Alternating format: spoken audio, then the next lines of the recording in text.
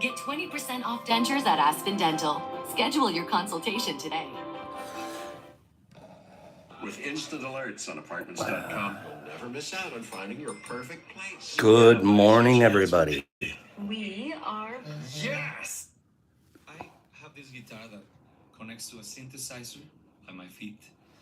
And this technology is great. It allows me to play, regular guitar sound. Also, I can play the saxophone on my guitar. Be learning.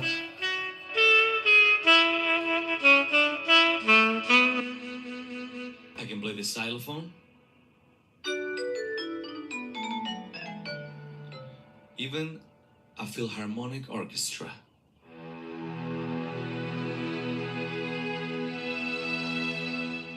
I use this technology along with this Be other one. learning. It's called the loop station. It allows me to record my own rhythm. I'll show you how I do this.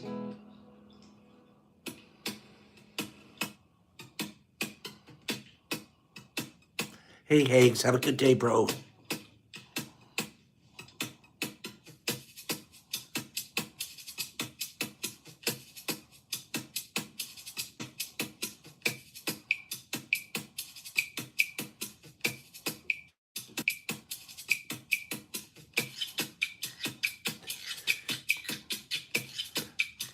Hint.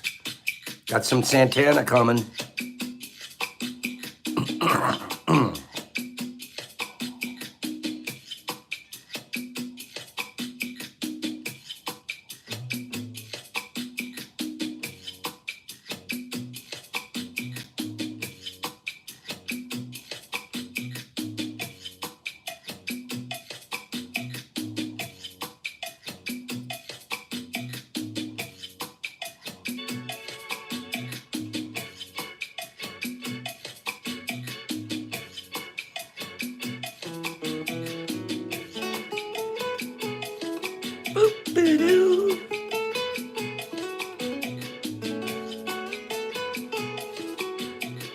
Right, Greenie?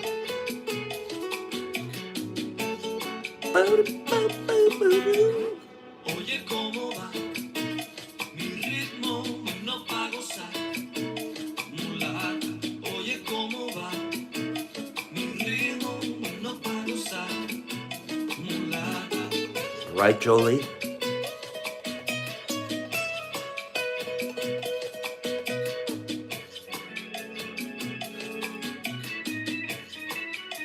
One-man band. He just laid that whole track down in front of us.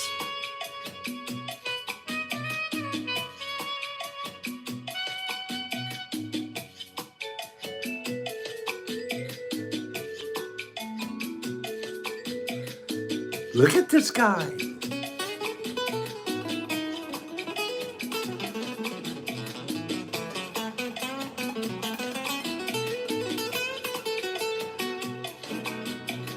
Oye, ¿cómo va? Bow. Okay, give me 5 people. Wait a minute.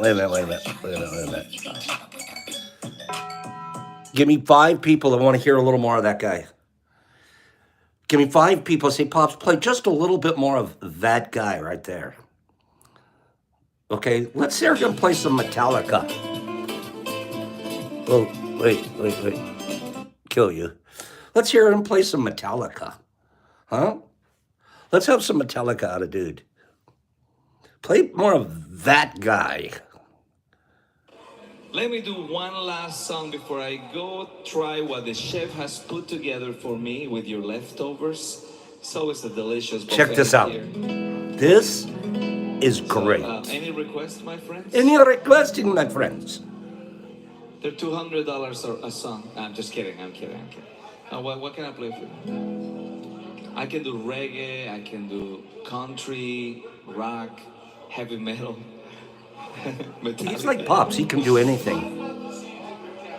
Really? I feel like this is more See, like a this is me and challenge. him. Is this a challenge? Not challenging. Hey, I just love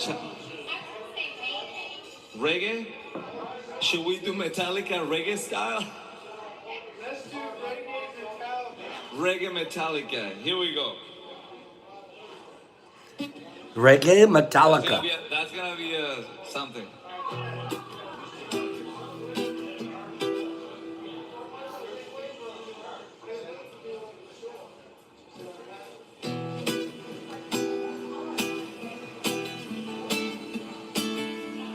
Let's give it a try. Let's do this. Excited.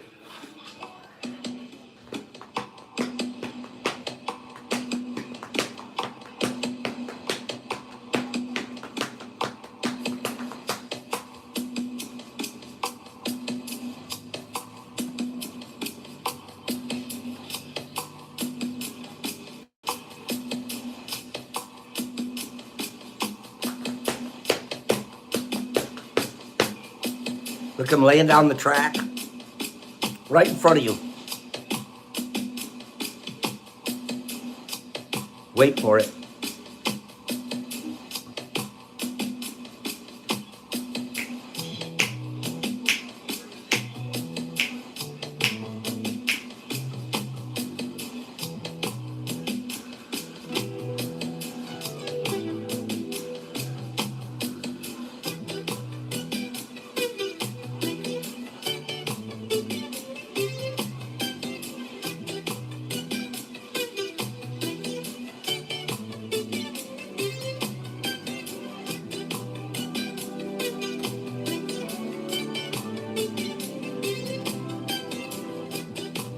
One man band.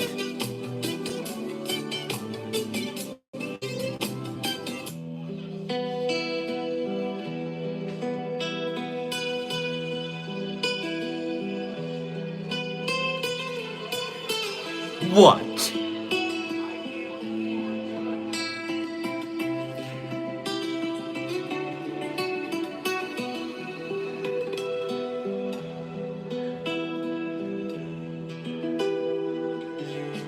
And nothing else matters.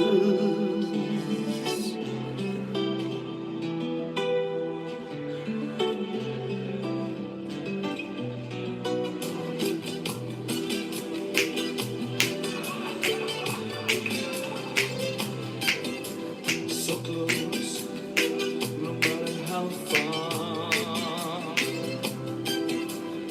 Couldn't be much more from the heart.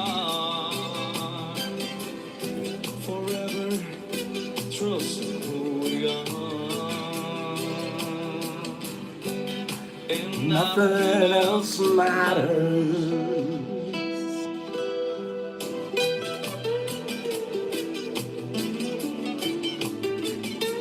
One man band in the middle of a cafe. Does he just, play reggae and Metallica together? Okay, I got you.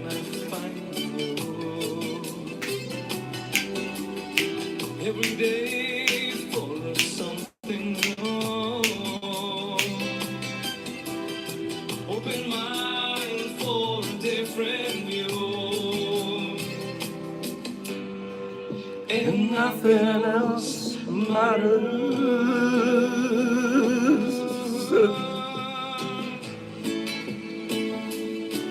Never care for what they do. Never care for what they know. But I know.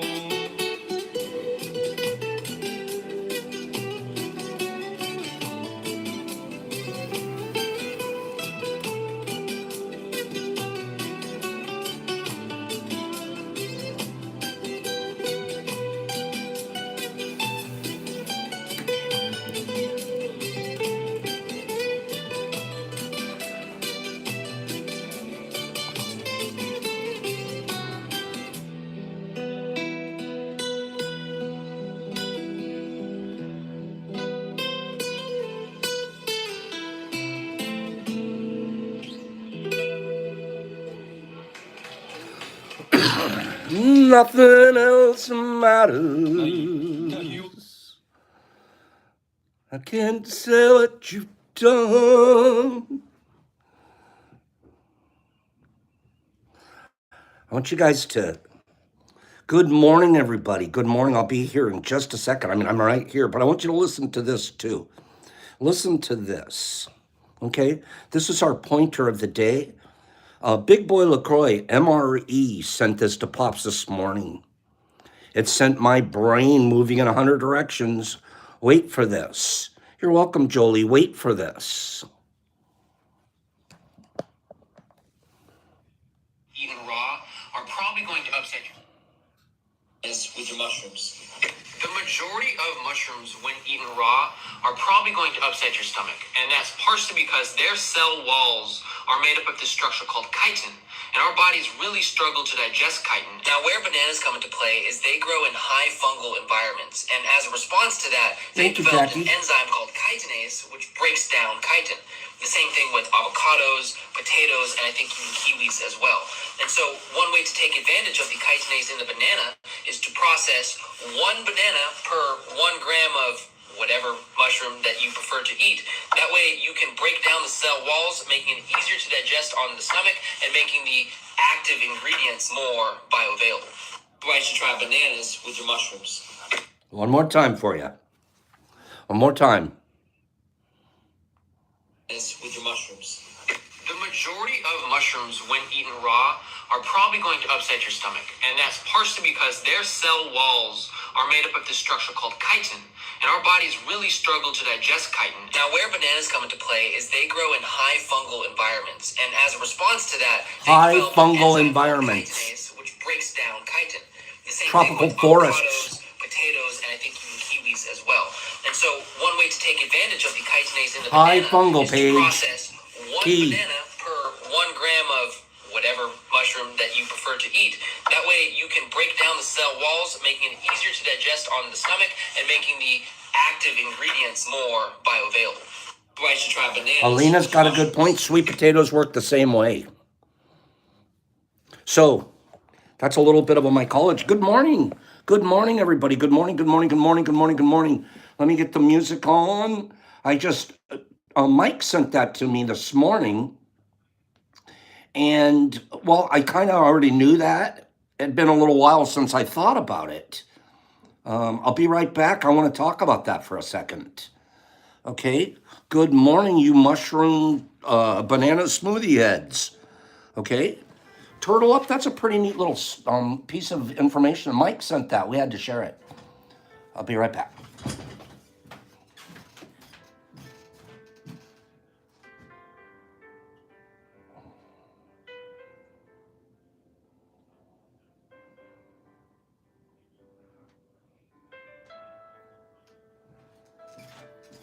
Okay. Good morning, good morning, good morning, good morning. First of all, did you guys like our music this morning? It's spring. Oh, let me close these. It's spring. We sprang forward. What is today or yesterday, the first official day of spring? Which is our first official day of spring? I missed you guys yesterday. I missed you yesterday for Sunday. I'm getting things ready for the program yesterday morning. And Brock, hey, Pops, is it okay if I drive the car tomorrow morning? I said, of course it is. Those guys like the way you drive. He really enjoys being here with you guys. He comes after doing the deal yesterday. He's like high as a kite for a couple of hours afterwards. And I'm not talking about because of the bong loads he took, Jesus Christ. Okay, that's something you and he do together. But he really enjoys that and says, thank you. And I'm like, in the background, I go, I hope they miss me. Kidding. Music. How about the music this morning? Gosh, that guy was talented. One-man band. When I ran across that guy, it got me some symbolism. Hold on, one more thing.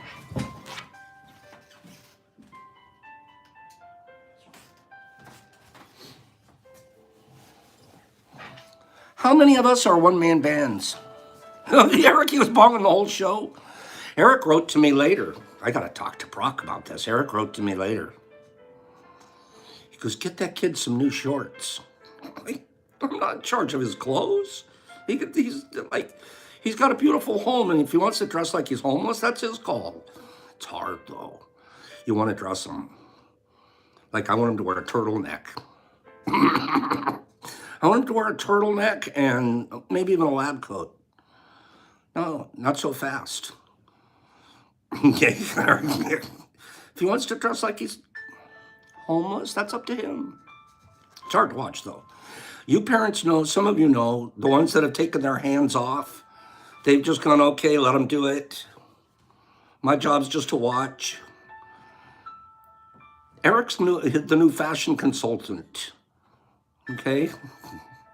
Eric, may I make a suggestion to you? Write to him and tell him. Okay, don't tell me, tell him. If you write to him, Kim's like, my parents are the same way about me. They don't shop for your clothes for you, Kim. Your outfits are lovely. Your outfits are absolutely lovely. I would be surprised if you didn't have an in-law or perhaps a parent involved in helping you get those. Okay, you have that's a lovely sweater you're wearing today, Miss Kim. Who used to gag at Eddie Haskell on on Leave It to Beaver? Who used to gag? Eddie, why, that's a fine dress you're wearing, a sweater you're wearing, Mrs. Cleaver. I was like, Eddie, get upstairs and don't cheat on the homework with Wally, okay? What's the coolest part about Eddie Haskell? You guys know. Remember Lumpy staggering? Lumpy was cool too. Lumpy was always picked last for the baseball team. Okay? Do you guys remember? Come on, Leave It to Beaver. That was literally, I would run home from school to watch Leave It to Beaver. We'd get off at 2:30 and Leave It to Beaver was on at 3. You didn't want to miss the opening credit when they're, singing the little song. And that house where they filmed it was right by where we grew up in the San Fernando Valley. The house where they filmed it. It was in the Tarzana area of the valley. Those were the rich houses back then. The Leave It to Beaver cul-de-sac. You could drive by and go, Beaver lives in there. Okay? But he didn't live there anymore. Wally. Do you guys remember Wally? I don't know why I'm ranting all of a sudden. I wasn't going to talk about this morning, but I guess I am. Do you guys remember Wally?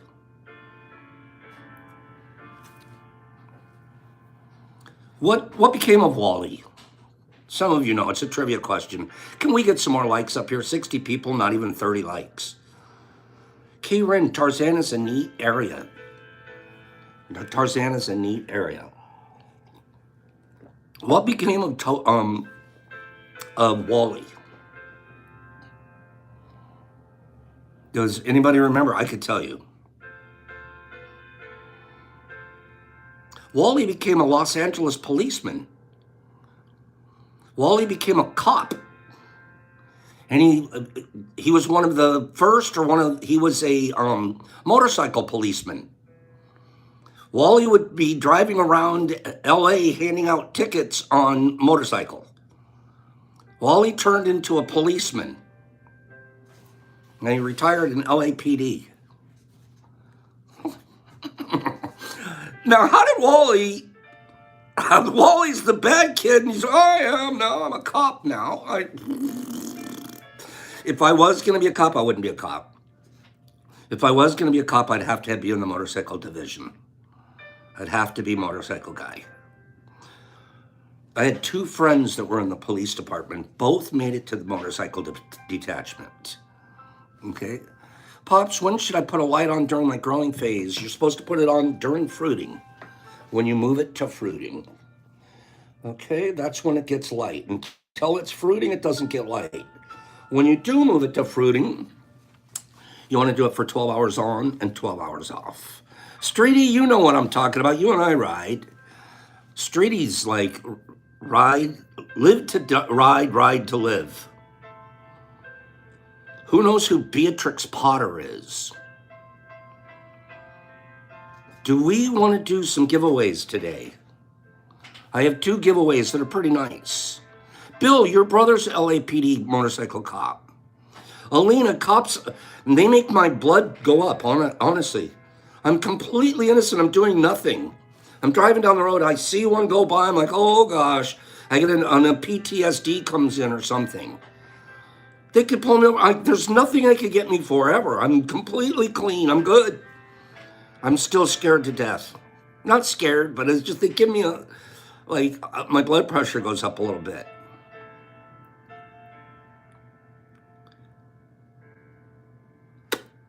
Beatrix Potter. Wasn't she the lady that wrote Peter Rabbit? Yeah, you know, Turtle, you're innocent. You haven't done anything. Now, here's the truth, though. On a regular basis, as I watch this, I'll give you an example. Wait.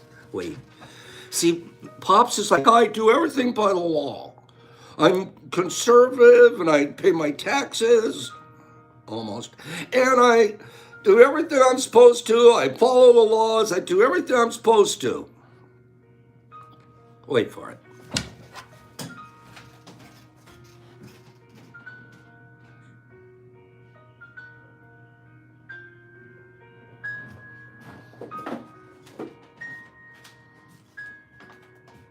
Boop, boop, boop, boop, boop, boop. Boop, boop, boop. Boop, boop, boop, boop, boop. Oh. Boop, boop.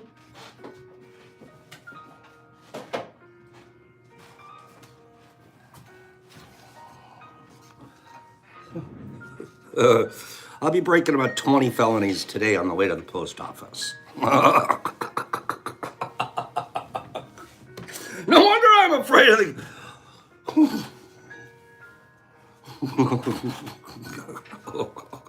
Nothing to see here. Okay, that's on a regular basis. I didn't see anything here, sir. Yeah, no wonder I'm a little nervous. I forget if there's stuff in the car. Wait, are there packages in there? No, that's right, I dropped those off. Yeah. I'm pretty sure I dropped those off. Streeties, allegedly. That should be my favorite word. Okay?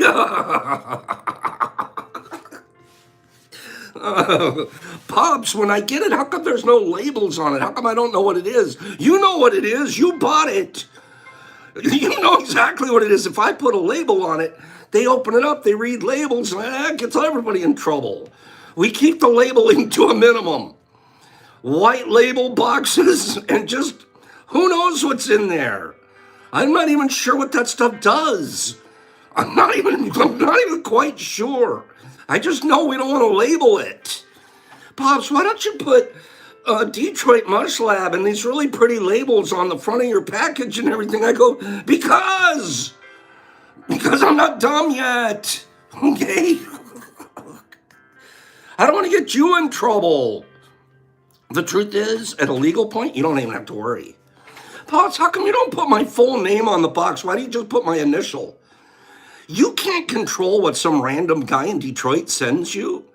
You just look at your defense attorney and say, sir, it's just some rando in Detroit. He's a weirdo. This guy sends me stuff, and I don't even know what I throw it away. I get rid of it, sir. Then you're covered. Okay, don't even worry about your end. Matter of fact, you could tell him this. You could tell him this. Watch this. You know what happened yesterday? I had a little free time. I had a little extra free time because I wasn't here at the program. So, labels, schmabels, right? Censored, we don't do labels too much. We try to keep our labeling to a minimum. One of these days, my eagle would really like my picture on the side of the billboard, and that.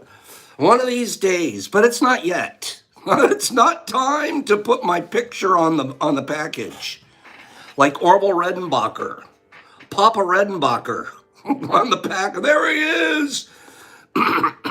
It's that we're not there yet. Turtle up. Yesterday, I had a little extra free time. What did I do with it? I had a doctor's appointment. I rarely go to the doctor. But I've been talking to you guys for the last couple of weeks about mental health, about how the brain works and stuff like that, right? So I said, you know, I might as well go see a doctor in my free time. Mental health checkup.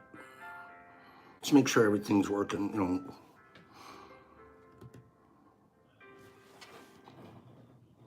I got some news back from the doctor. Diagnosis. Yeah, sort of establish a baseline, censored. That's a good way to put it. I got a diagnosis yesterday. I found something out. Doctor told me. I have OCD. Because you got OCD. Obsessive compulsive disorder. You, my friend, my new patient, have OCD. Doc, what do I do about it? Ginger's like, shocker. Yeah, you got OCD. But I want to tell you something. You're a very interesting, almost a classic patient. I've never seen this in my practice before. I've read about it in some of the medical journals, but I haven't really seen this personally. You have a 50-50 diagnosis. I'm sitting there waiting for them. You know, what's this? What do I have? Because you got 50-50. Doc, what's 50-50? He goes, well, you have OCD, but you also have ADD, attention deficit disorder. You're both.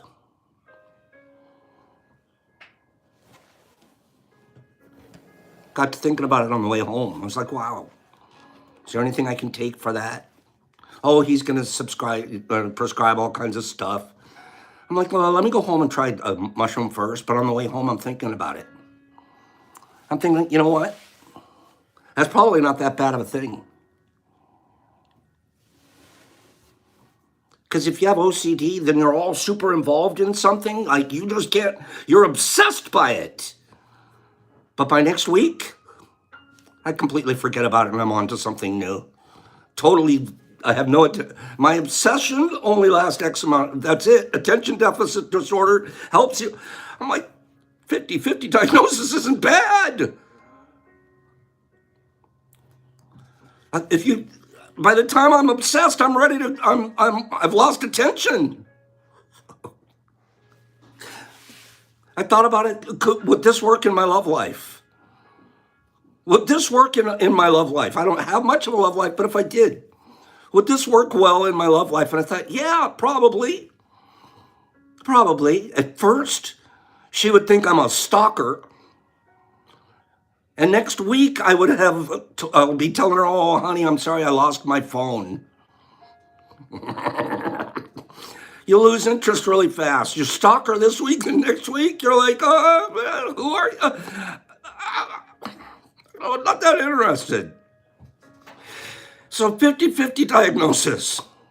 I have it. Anybody else have 50-50? I found out I had 50-50. I have OCD with ADD. Big Al says I'm too damn lazy to have OCD. I don't have either of those, and I didn't stalk her this week and forget her next week. Am I right, Kim? That's how it would work. If you had both, you wouldn't be much of a boyfriend. You would not be much of a boyfriend. Like, no. Stalk her this week and forget her next week. Yeah. So it's actually, in the end of the day, it may not be that bad of a diagnosis. Sharon's like, I think you had a 50-50 doctor, Pops. Let's talk about something. We have 2 giveaways still, but I want to learn y'all something. Let's learn something fun today. Yeah?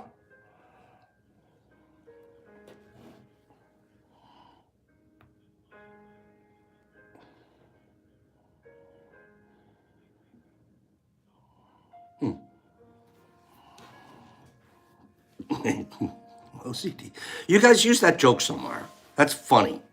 That's funny. You go tell somebody I have OCD and ADD. AD, and put as many D's after it as you want. Okay?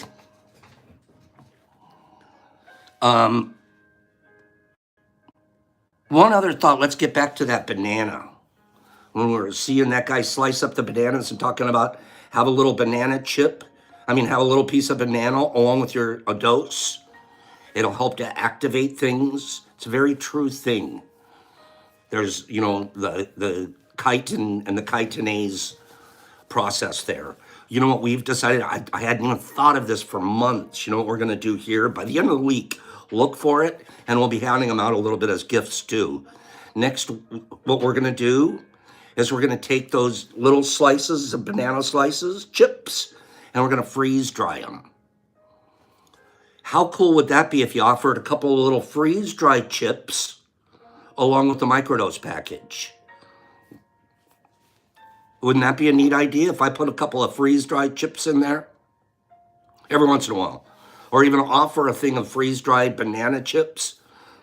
Well, take yourself a little freeze-dried banana chip, do yourself a dose McWosie, and you're probably going to be in a better place. So that's what I got to thinking about. I'm absolutely going to be making banana chips this week. Okay? Fun. We'll do that. I made some banana bread too, Alina, but it was one of the premix ones, and it was super good. It was super easy to make. So freeze-dried banana chips are badass nerdy, especially because they keep like 90+% of all the supplements in there. Hank Derbs, isn't that a genius idea? It's genius. Sandy, that's bad news. I'm sorry. I know you were buying one. Can we talk about Beatrix Potter for just a few minutes this morning? Why I like Beatrix Potter, don't forget, okay, so she's the lady that back in the 1800s wrote Peter Rabbit. Great, great child's book. She wasn't just the author, though. She was also the illustrator. It's quite an illustrator, this woman. But her first love, her first passion was mycology, mushrooms. She's a lady that's over there in England and she's studying mushrooms. This lady, at the point that she became at a certain point in her life, one of the most foremost knowledgeable people on the planet Earth in mycology. She knew more than 99.9% of anybody walking.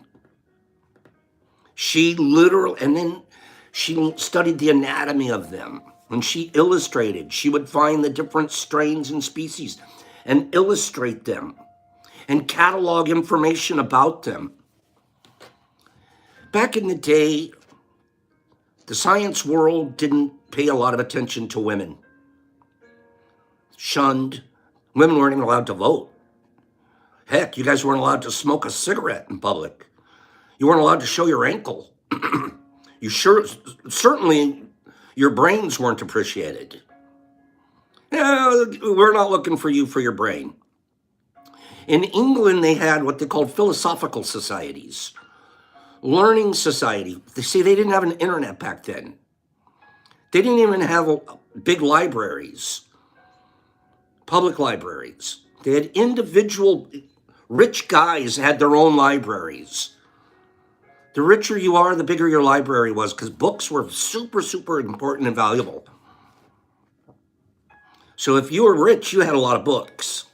If you were poor, you never read. You'd probably, maybe 20% of the world could even read. All of this, why? Because in order for me to learn more about astronomy, I don't have a lot of books about astronomy in my library.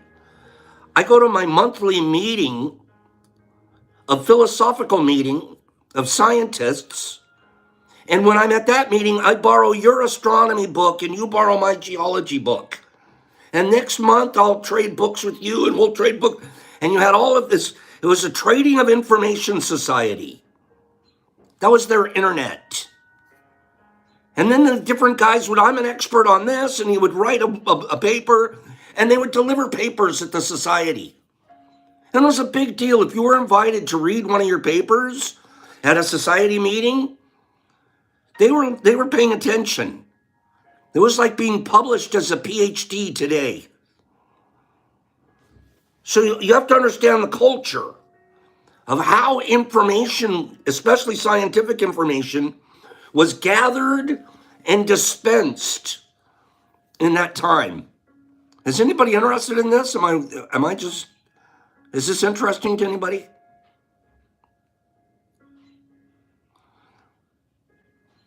There's a couple of guys, I'm one of the smart guys on mycology. I know all about mushrooms. Let me deliver a paper next month on mushrooms. Okay, Johnson, you're going to do a little paper on mushrooms next month. When everybody, we can't wait. He does his paper on mushrooms. Well, that's pretty good. Thank you, Johnson. There's a lady in the back. They don't let her talk. Her name's Beatrix Potter. Her paper on mushrooms is the best that's ever been written. Best that's ever been written. She knows more about it than Johnson and Johnson and Johnson put together. But she's not allowed to get up there and talk. They don't even recognize her innate ability, her brilliance. She's got catalog illustrated photos to go along with it. But she's not allowed because she's a lady and she can't possibly be as smart as us. That's Beatrix Potter's story. Her passion was to teach the world more about mycology. Throttled by the culture.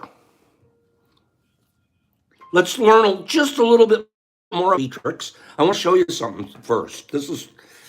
Okay, so could she illustrate, or wait a minute?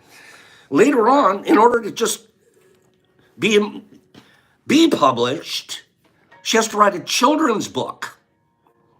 She has to write a children's book about a rabbit. Guess what? We'd still read that book today. It was so good. Lady's a genius. She illustrated it herself. Here is just some of the characters that are in her book. These are her illustrations that are in the Peter Rabbit book. This lady could draw, right? Here's one of her mushroom pages in her mushroom paper. Here's the mushroom. Here's the information about it. Johnson, the scientist, wasn't delivering a book like that, a paper like this. Johnson's paper didn't look anything like this.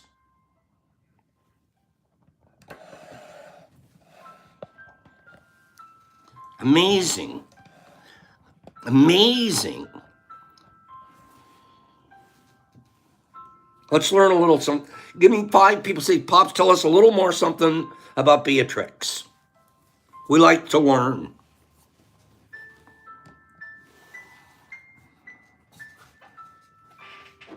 Give me 5 people. This is a mushroom mama. Okay? And we're learning stuff together here. Beatrix Potter was, I'm like, this is great. Thank you for answering that, you guys. Thank you, thank you, thank you.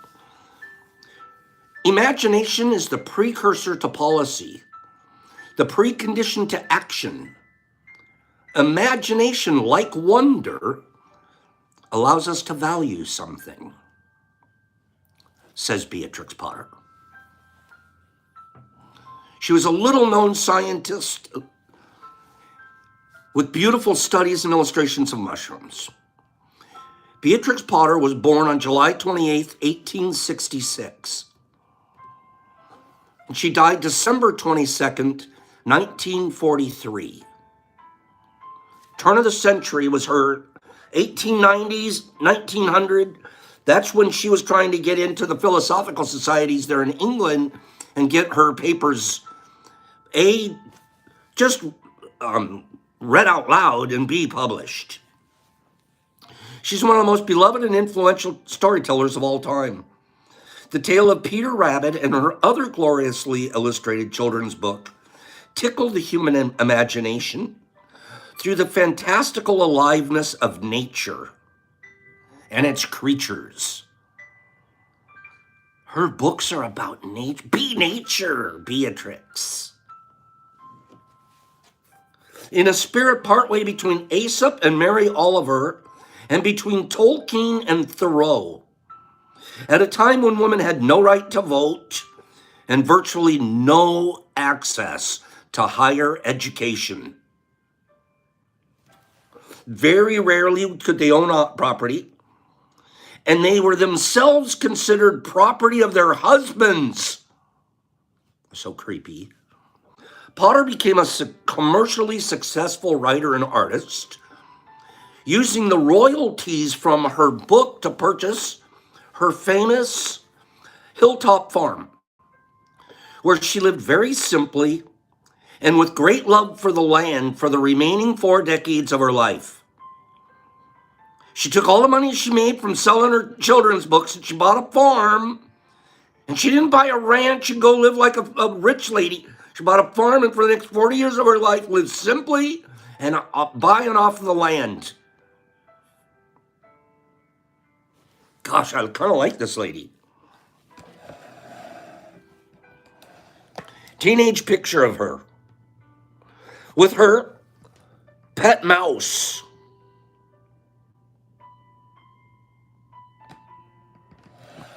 Okay, that's pretty cute.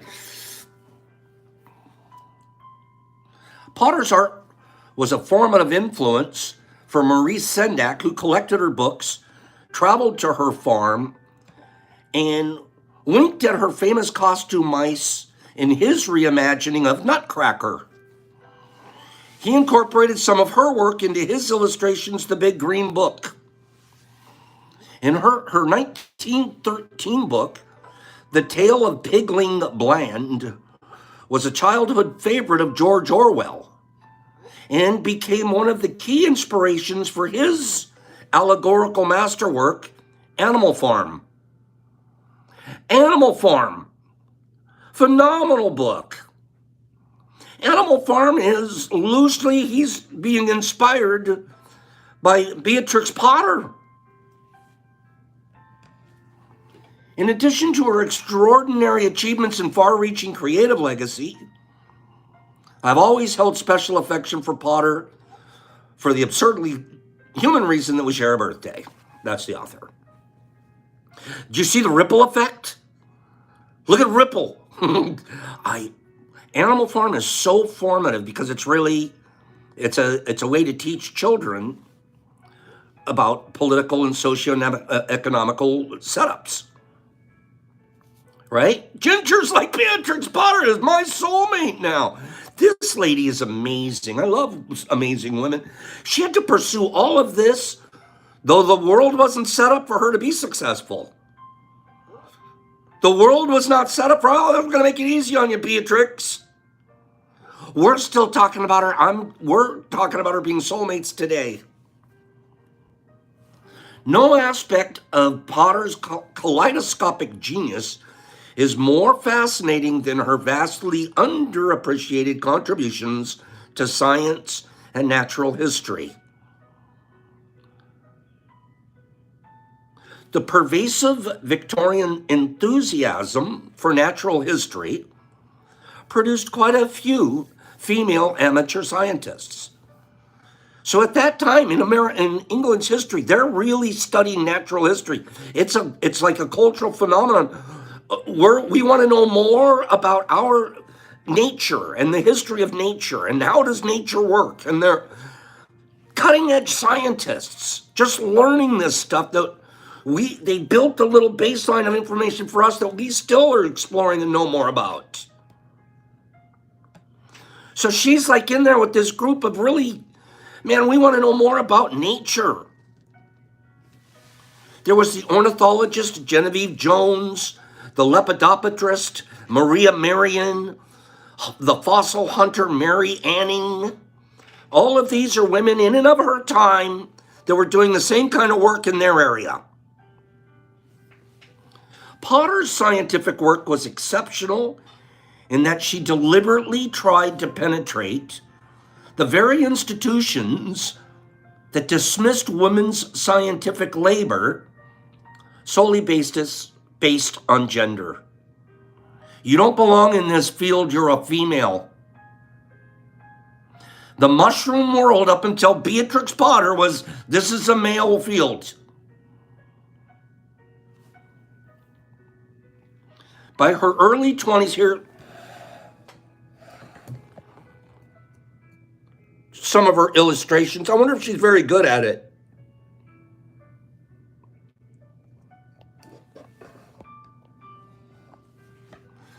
By her early 20s, Potter had developed a keen interest in mycology and began producing incredibly beautiful drawings of fungi, collecting mushroom specimens herself and mounting them for careful observation under the microscope.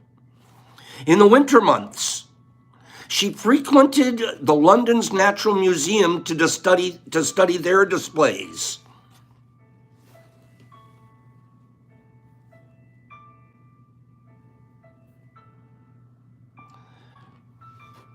Beatrix's interest in drawing and painting mushrooms or fungi began as a passion for painting beautiful specimens wherever she found them. She never saw art and science as mutually exclusive activities. I love her. Art and science are not mutually exclusive, but recorded what she saw in nature primarily to evoke an aesthetic response. She wanted you to see how beautiful nature was. Science in nature. She was drawn to fungi first by their ephemeral fairy qualities, and then by the variety of their shapes and color, and the challenge they proposed to her watercolor techniques. Man, this is hard. I want to get better at being my watercolorist, so mixed in together her art and her science.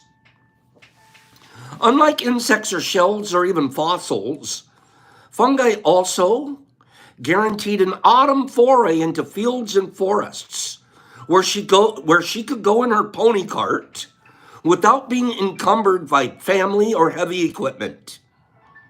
Just get in her pony cart, go out into nature, observe, sketch, draw. Gosh, Beatrix and me are like this. A little more, just a little more, you guys. There is also something quite poetic about Potter's obsession with fungi. In her trip, you're hilarious.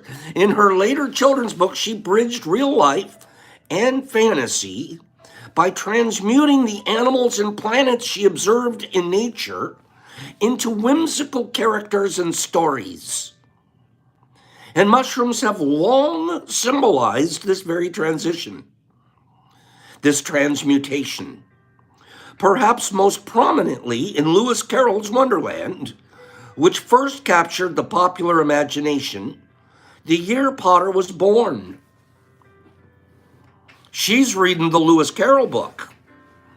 Her interest went far beyond the symbolism of mushrooms. She was studious about their taxonomy.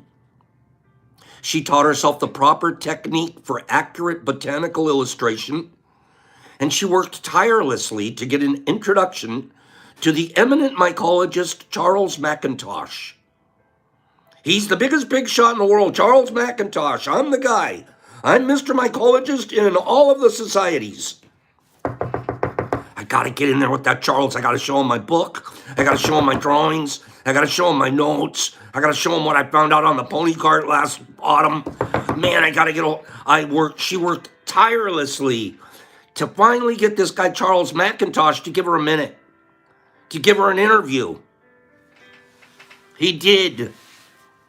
When he met her, it's like, this lady is like, she might know more than me. Now he could go ego up or he could go ego down.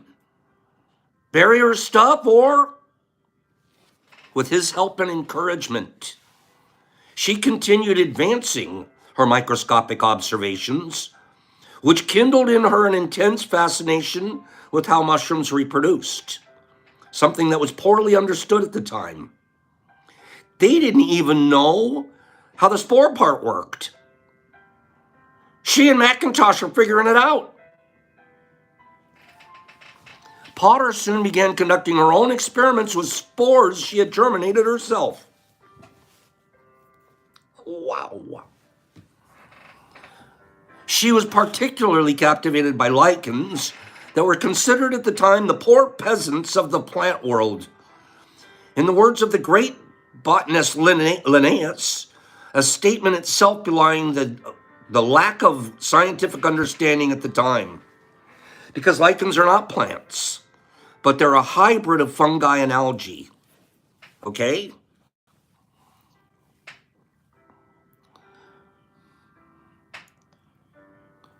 Here we go. But between her and the acceptance of the truth stood formidable socio-cultural forces. London's Linnaean Society, that's one of those ones where all the smarty guys got together. The Linnaeus people that had been following Charles Linnaeus, they were like, oh, okay, we have our society and we have our meetings and stuff, and they're the biggest of one of the big shot societies. It was the bastion of Victorian botany. That's where if you knew what you were talking about in botany back in the Victorian age, you belonged to that society. It was exclusively male, and it barred women from membership. It denied them access to their research library, and it wouldn't even allow them to attend the presentation of scientific papers. One of the society's most influential gatekeepers was William Turner Dyer, the despotic director of the famed Kew Gardens, and a man of particularly misogynic conviction. Didn't care for women being involved in this stuff. And it was he whom the 30-year-old Potter had to sway in order for her paper to be presented at the society. His response was patronizing.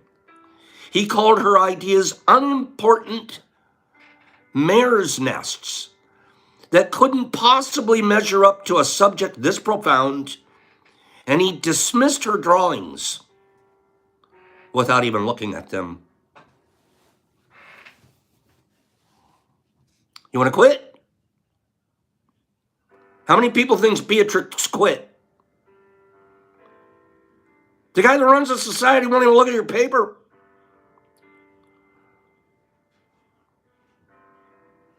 You know more than anybody in the whole world except for maybe Macintosh. You're a woman. What are you going to do?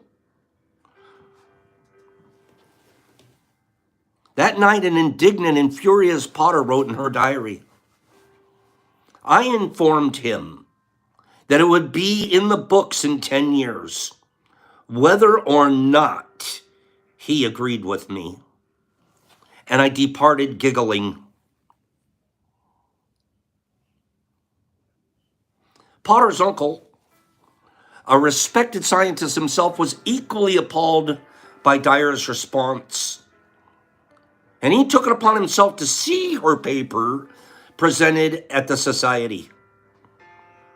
Lear writes, this is her uncle. The general membership of the society met at 7 o'clock on Tuesday evening. This is fascinating history, you guys. This is a lady that's going to get her paper read at a society that already, it's pure men, women not involved. You're not allowed. We don't want to hear what you have to say.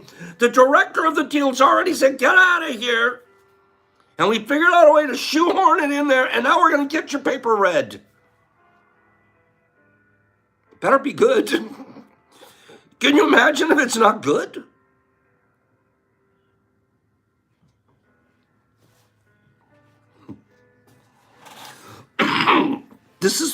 I want to see this made, I want to make a movie out of this. The general membership of the society met at 7 o'clock on Tuesday evening, 1st of April, 1897, with President Albert Gunther in the chair. The business of the meeting was the reading of a paper on the germination of the spores of Agaricinae by Miss Helen B. Potter. Woohoo! The purpose of our meeting is the reading of the, you know how they're all official and everything. Gentlemen, come together. The purpose of our meeting. They're all self-important. Everybody except Beatrix is in the back on, oh my God, I'm going to read the paper. Oh, geez. This is good stuff. And the presentation of several exhibits by 5 distinguished fellows. Since women were not allowed to be members or to participate in the meetings, Beatrix was not present. Afterwards, together with any slide drawings as exhibits, it was laid on the table where it could be examined. They laid out all her drawings, her paper. You could go up and you could look at them. Laid on the table had a specialized meaning in Linnaean society, parlance of the time, because that's when it received serious, open consideration by the forum. If your paper was good enough and your drawings and stuff were good enough, after reading them, they'd lay them out on a table and all of the scientists could go check them out themselves. If it wasn't good enough, they'd just shuffle them together. Okay, well, thanks, nice reading. Next paper.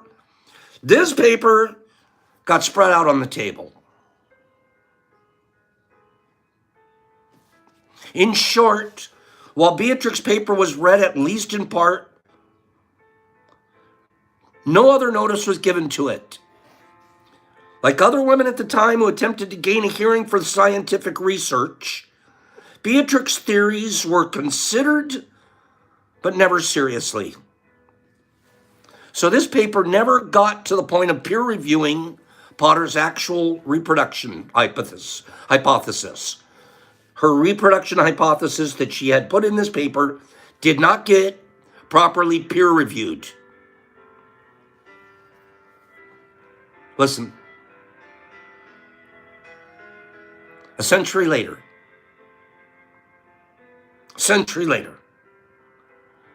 the Linnaean Society issued an apology for its historic sexism. Its executive secretary formally acknowledged that Potter's research had been treated scurvily. And to this day, Potter's remarkable fungi illustrations are studied for their scientific accuracy and consulted by mycologists all over the world in identifying mushroom species. And who knows, perhaps one day, a kindly mycologist will discover a new species and name it after Potter. Potter wasn't too disturbed by the rejection. She channeled her genius and creative energy in a different direction. 5 years later, she self-published. This lady's not giving up. I'll just channel my energies in a different direction. 5 years later, she self-published the first edition of The Tale of Peter Rabbit. It sold out before the next commercial edition was even printed, and Potter became one of the most famous and successful children's books artists and writers of her time and perhaps all time.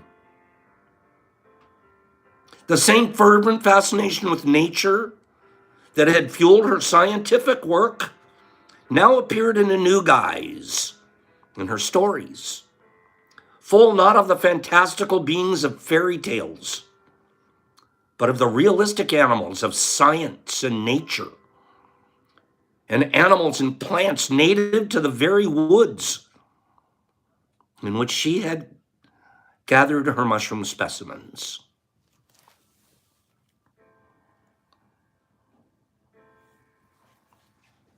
In the epilogue to the book, Lear captures Potter's legacy as a naturalist, environmentalist, and an artist who dedicated her life to weaving the profound reverence for nature into the very fabric of culture.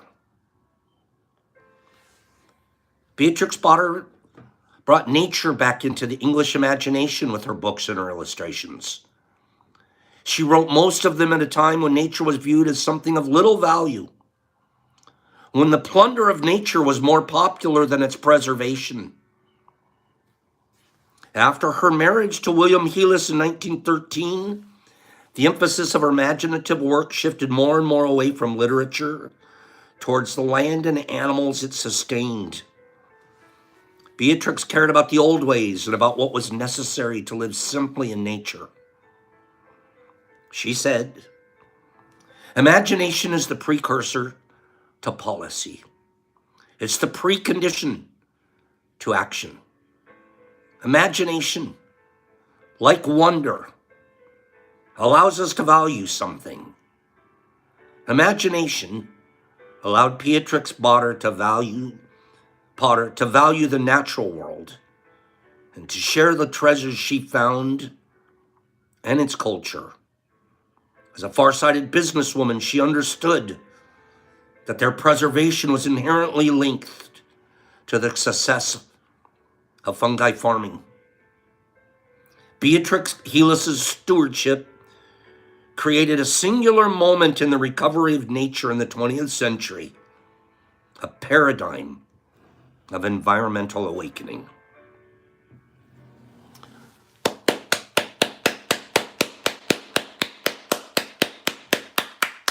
Beatrix. So now what am I going to do? I'm going to go read, I haven't read Peter Rabbit since I was a kid. I am going to read Peter Rabbit. I'm going to read Peter Rabbit this week. Okay? Hey, you guys. We have heroes all over the place in this mycology business. Ginger, I want to read it this week. I think I read it.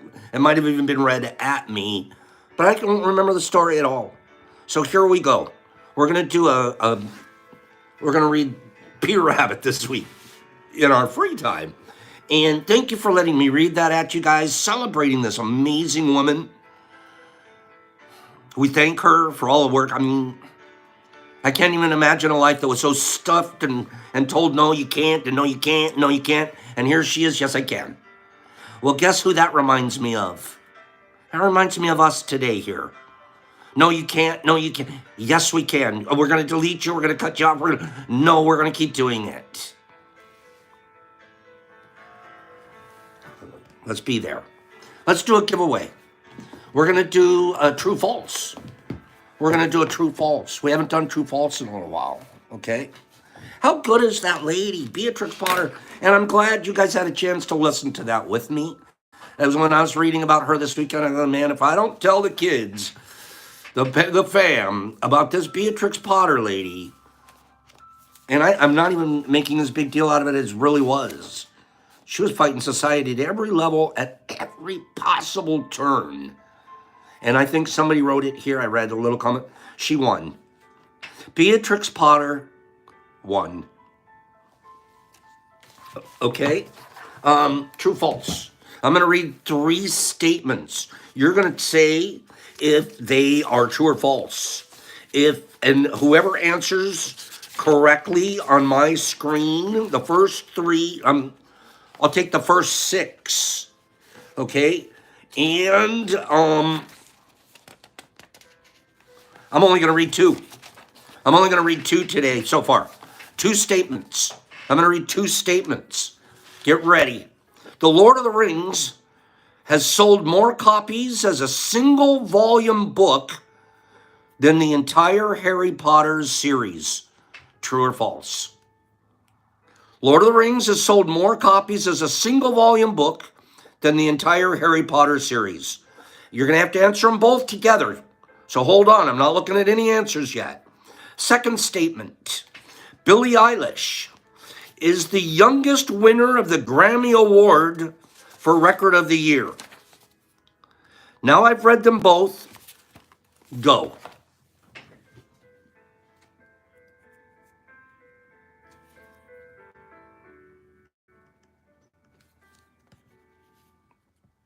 I'm looking at my screen to see who has them. So far, 2 people have it correct in the correct order. So far, I've just seen a third. That's good. Good stuff. Hold it. Okay, so far I've got 3 correct answers.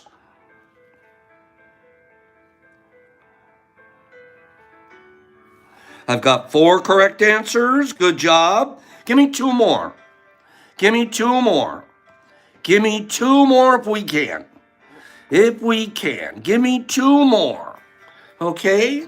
We've got one there. That's 3. I need 1 more. And there it is. There it is. I'll tell you the first 6 that I saw on my screen after I read the answers. The answers. The Lord of the Rings has sold more copies as a single volume book than the entire Harry Potter series. False. In 2018, it was estimated the Lord of the Rings has sold about 150 million copies compared to 500 million Harry Potter books. Second, Billie Eilish is the youngest winner of the Grammy Award for Record of the Year. True. Billie Eilish also won the award for Album of the Year in 2020 at the age of 18. So the answers were false and true. The first 6 I saw on my screen that had false and true were Monica Wallace. Monica Wallace, you're a number 1. Ladrand, you're number 2. Trip and Vic. I shouldn't say number 1. I should say you're a red. Monica's red. Ladrand's violet. Trip and Vic is looking for a pony. I won't give it to you, but you might get what's in the box. Trip and Vic, green. Spoony Smasher is the orange. Gut is the blue. And Builder Yui is the yellow. So we're going to spin, let's remember the beginning of this week.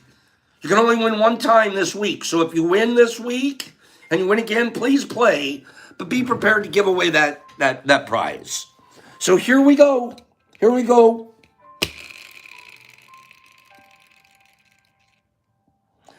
You're getting a pony. You're getting a pony. Trip and Vic getting a pony. Trip! Do you want a pony? I have something else. I can't get you a pony yet. Okay? But I can get you this.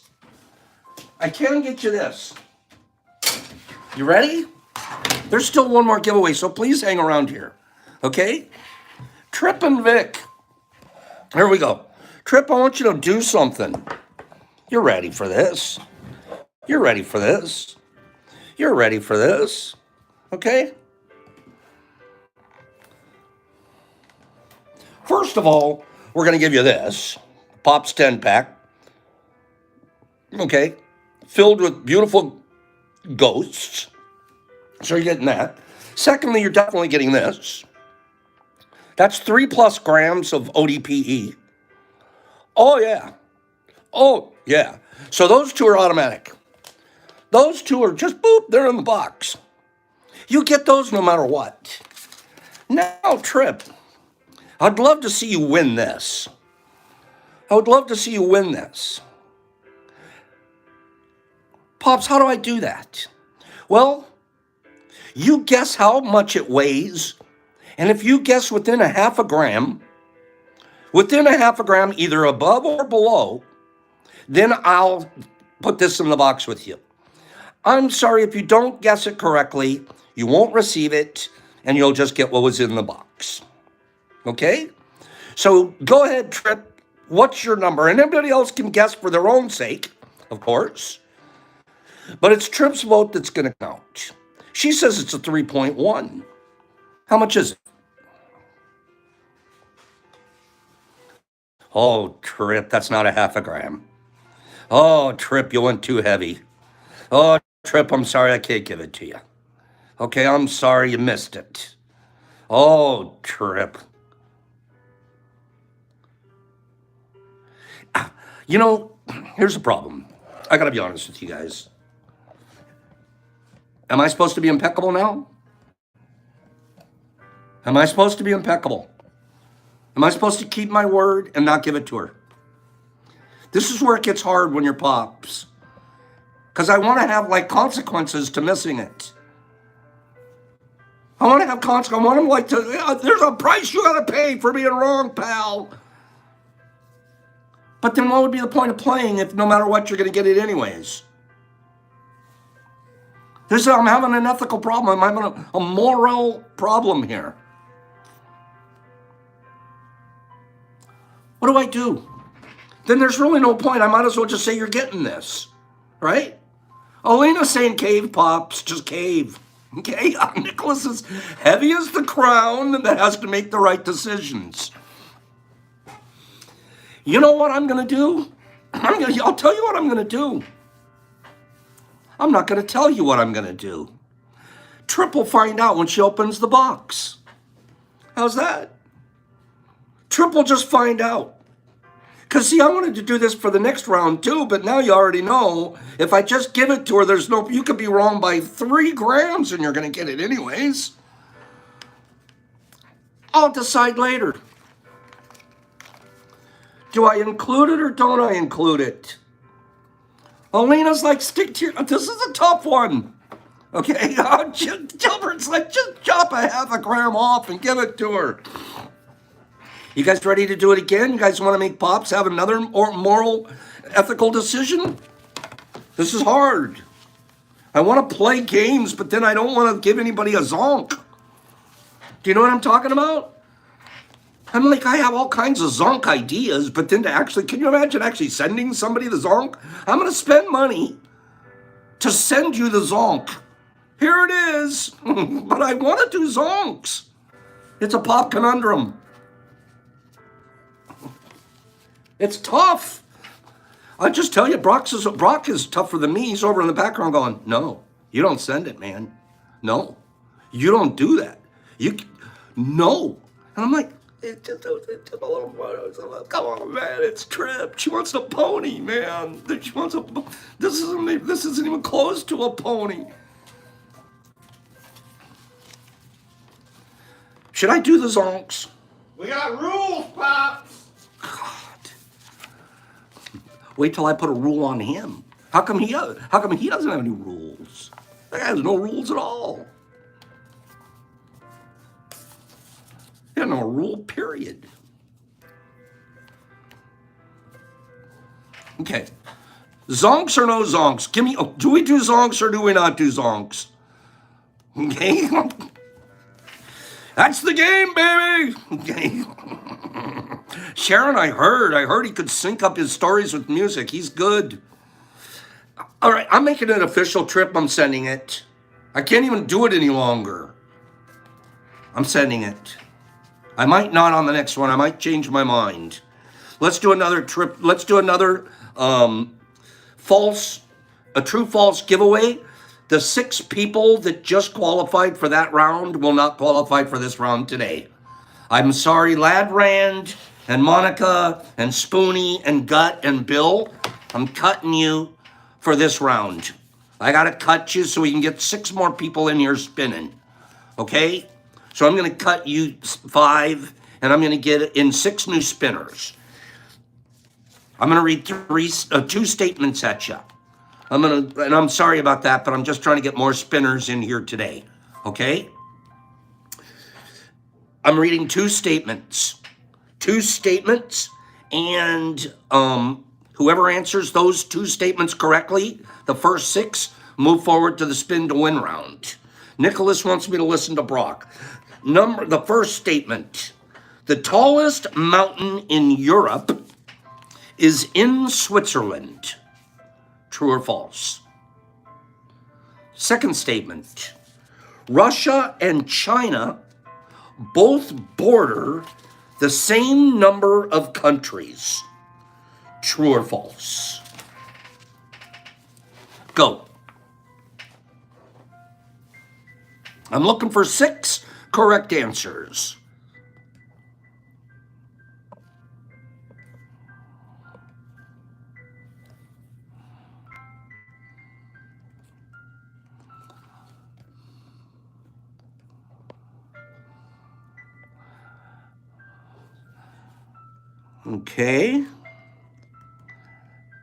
Okay.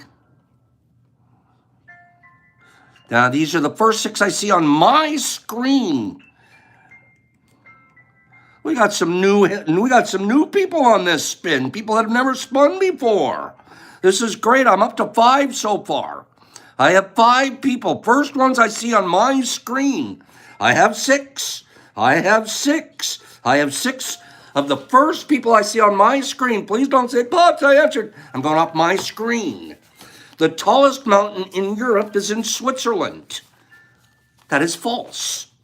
The tallest mountain, the answers were false true, by the way. The tallest mountain in Europe is in Mount Elbrus, which is in Russia. So they fake you out. There's part of Russia's in Europe, and it has a taller mountain than Switzerland. And then the second one, the answer, Russia and China both border the same number of countries. True. Russia and China both border 14 countries, tying them for the most in the world. The first 6 that I saw on my screen are Mike MC, Mike MC, Mike McSomething, you're the red one. Woz, you're the, see, these are some new people. We haven't had these spinners before. Mike and Woz, wait for it, okay? We have Mike, and we have Woz, and we have H-Town. H-Town hasn't won anything in quite a while. Okay, we got JCE Sario. JCE Sario right there. FT. We got FT right there. And then we got Staggering Productions right there. So those are your 6. Did you guys hear? I got some new names on there. Let's go. Let's go. Let's go.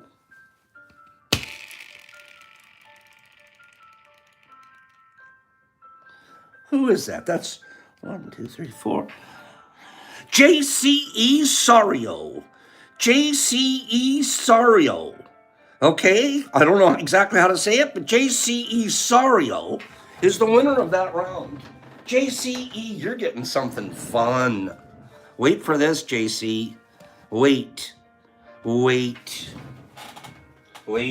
it. Uh-oh, what did Pops do with it?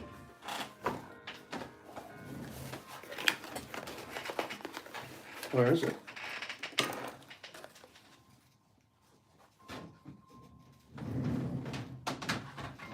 I feel like I dropped it.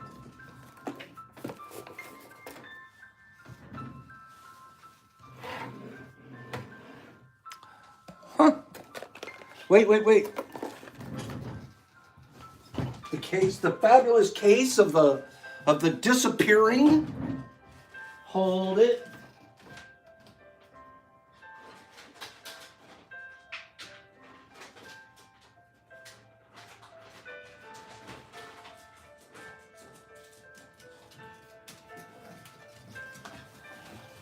Okay, sorry about that.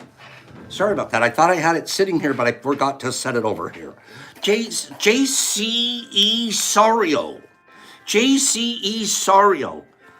Pop 10 pack. A Pop 10 pack. We're also sending you, this is a little over 3 grams of ODPE. This is phenomenal. We have our final batches available of this.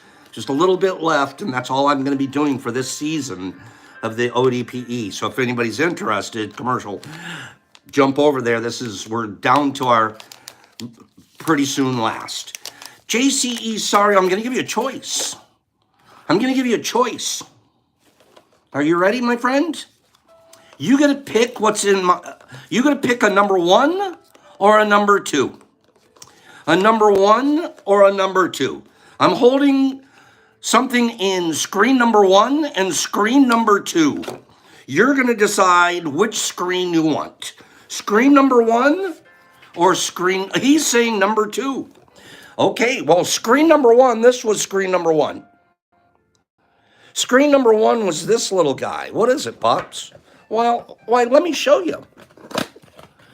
This was screen number 1. This is the one that you didn't choose. Okay? Watch this. This little guy. Huh. Pops, what the heck?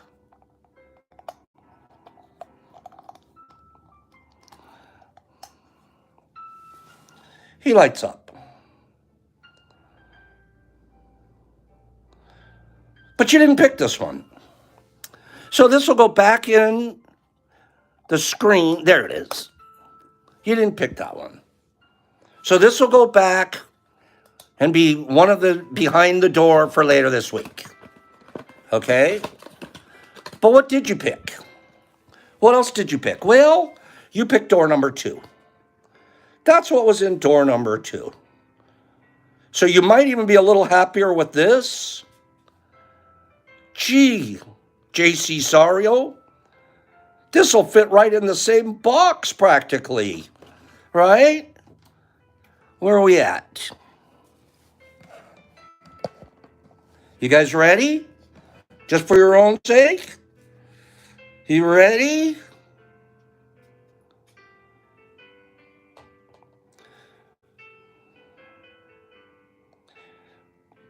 That's Hillbilly, Pumpkin Hillbilly.